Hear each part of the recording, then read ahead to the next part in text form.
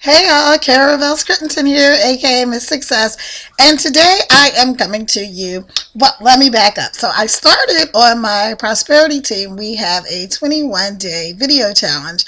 And so what I like about it is it gives you a chance. They give you like an assignment to do every day and help you be creative and kind of just get your mind going, like, thinking about things that are important or just different topics every day that keep you kind of focused on your business and your life and moving forward and all these good things. So today's assignment was your top five inspirational. I'm sorry if I'm going to be looking around because I'm looking for my blog post that I wrote, but it's the top five inspirational or people that inspired you.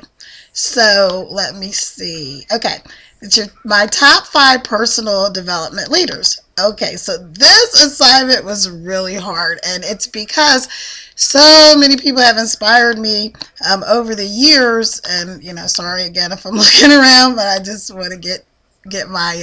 I want to tell you exactly the way I have it set up on my blog already. But anyway, there's so many people that have inspired me over the years that it's like narrowing the list down to five was really hard. So first of all is my parents. They're not on the list, but they're the top. They shaped me, they formed me, they actually introduced me to various motivational leaders because my parents were always like really big into self-help stuff and things like that. And so, as at a young age, I learned about personal development. So the very first one is Zig Ziglar. Now, how did I got hooked on Zig Ziglar when I was like 12 or 13 because my dad used to be part of Shackley, which is kind of like a really early MLM company, and also part of Amway, like, kind of, I guess early, I'm not sure. But anyway, so they had these personal development, motivational tapes that he would listen to in the car every day. And so I would listen to them with him, like when he would take me to work, so take me to school and things like that. So the cool thing was that one day I came home and my dad had put this big box by my bedroom door, and when I looked at it, it was a cassette player and also all these motivational tapes or whatever. So I'm dating myself, but whatever.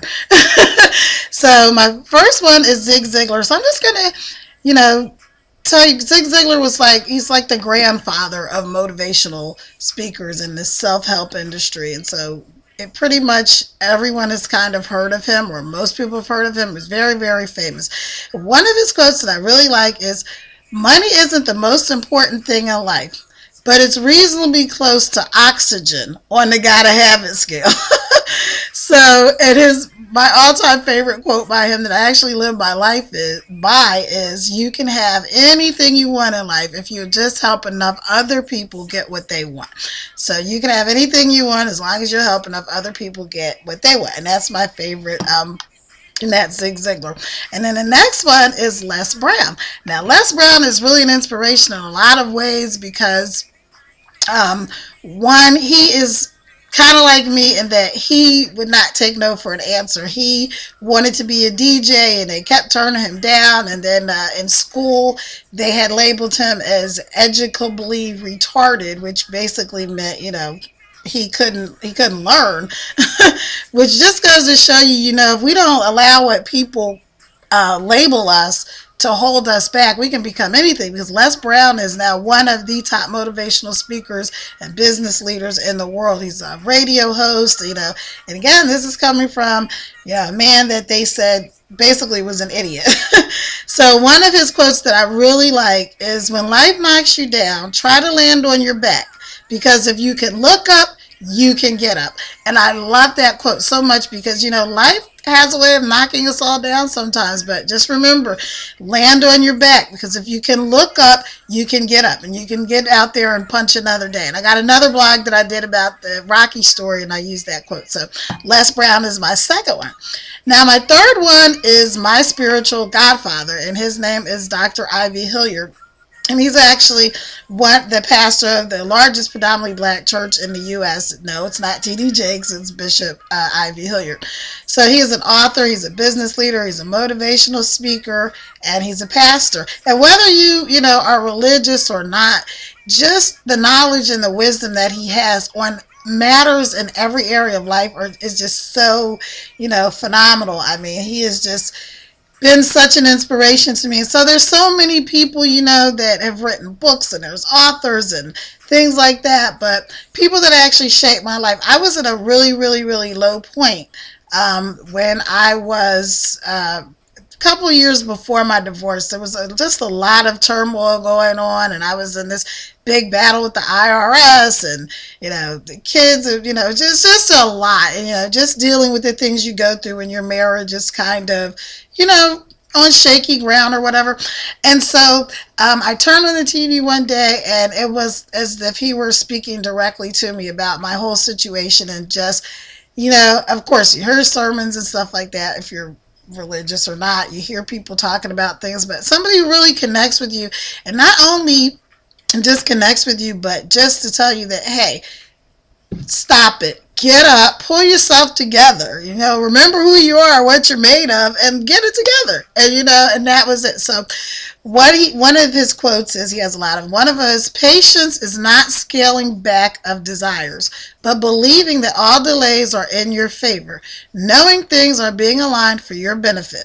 So one more time, patience is not scaling back your desires, but believing that all delays are in your favor, knowing that things are being aligned for your benefit. So basically, no matter what you're going through, no matter, you know, what the situation looks like, you know, you have to be moved by what you believe and not what you see. And so that was one of the things that I really learned from Dr. Hilliard, and also his wife, my spiritual godmother, Bridget Hilliard, you know, that we walk by faith and not by sight. You know, doesn't take any faith to believe in what you can see. So anyway, let's move right along. The awesome Joyce Meyer. She's another one. She's a pastor. She's also an author, and she's a motivational speaker. And she is, if you could sum Dr. Joyce Meyer up, she would be the female Dr. Phil in the female Dr. Phil, because she, from a spiritual perspective, but she just gives it to you straight. Like, just cut it out, stop, you know, get off the pot and the pity party and all that. And she has a statement that I absolutely love, which is, you can be pitiful or you can be powerful, but you can't do both. And so she's an awesome, you know, mentor for me. And one of her other quotes that I really like is, statistics say that 10% of people won't like us. So let's just enjoy the 90% who do and stop worrying about the 10% who don't. I think that's so profound. So again, she says you can be pitiful or powerful, but you can't do both.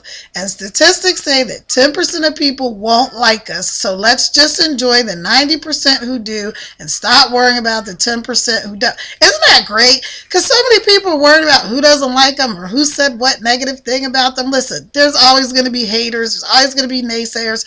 You know, I have a saying of my own, which is, screw the naysayers. So, you know, that's just Joyce Meyer. That she is my number 4. So my number 5 is actually 2 people, but they're kind of a team, so I have to put them together. And that is David Wood and Dave Sharp, affectionately known by Dave and Dave in the internet marketing world.